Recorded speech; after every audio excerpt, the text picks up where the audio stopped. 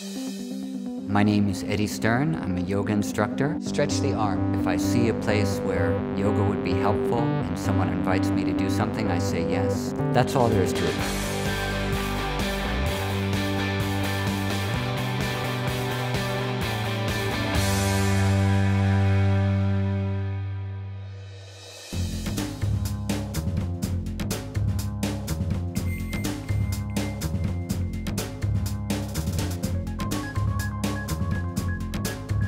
Tell me, what is your name? At the risk of us doing an interconversational tautology, my name is Mr. Russell Brand. Yes, and what is your profession, Mr. Russell Brand? I'm a professional comedian. I see. Can you tell me a little bit about the pre-Russell Brand, before you started yoga in your spiritual search? We've heard a little about the post-Russell Brand now, what we're experiencing now, but a little bit about more what you were going through, say mentally or emotionally, before you came to yoga. I was a drug addict. My previous devotion was drugs, really. Like, as soon this is how I see my biographical narrative. Child lost in the foggy wilderness of being a kid. Like, everything new, not understanding anything. Just brought up with my mum in a place called Essex, which is the suburbs of East London. Not really understanding anything. Then I left home very young and I became a drug addict very young. And for me, drugs were always like a anaesthetic. They were medicinal. I never was a sort of a, woo, this is fun. It was always like, oh, what a relief. Because I think I had this yearning, this longing, this sense of emptiness. I felt like absolutely intermingled and there was no, I didn't know where I began and experience ended. You know, like for me, it was just a web of sort of tangled ideas. So the reason the drugs I liked them was because there was a sort of a relief, and like every so often anyone that's taken drugs to any reasonable extent will know, like sort of with hallucinogens you sort of get that idea of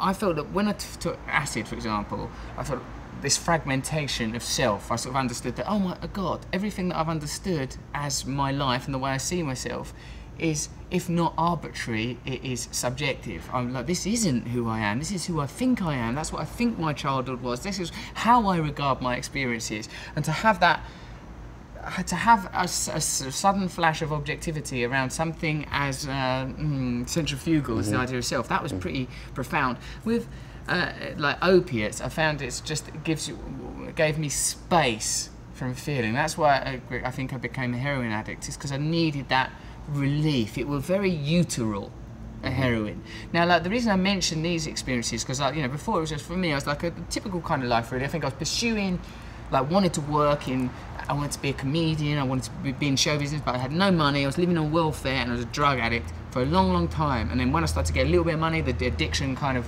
got worse. For me, like, all of my solutions were sought chemically, but the reason I mention it, Eddie, is because I think it's a spiritual problem. For me, at least, the addiction was a spiritual problem. I was looking for solutions. For everyone. Do you think? I think at a root for everyone, because you're looking for something to fill. You're looking for something to fill. Yeah. Like, I've really tried being a drug addict wholeheartedly. I really tried pursuing money wholeheartedly, and sex, and loads of things. I think I'm instinctually a very devotional person. But like, I recognise an authenticity through, like, yogic practice, through sort of moment to moment union with God. I feel an authenticity that I don't feel anywhere else in my life. And then I suppose for me, you know that quote, is it in the Bhagavad Gita already, where it goes, if you can't see God in everything, you can't see him in anything. And now I'm like sort of trying to think, well, where in moment to moment, in every aspect of my life, how can I live spiritually?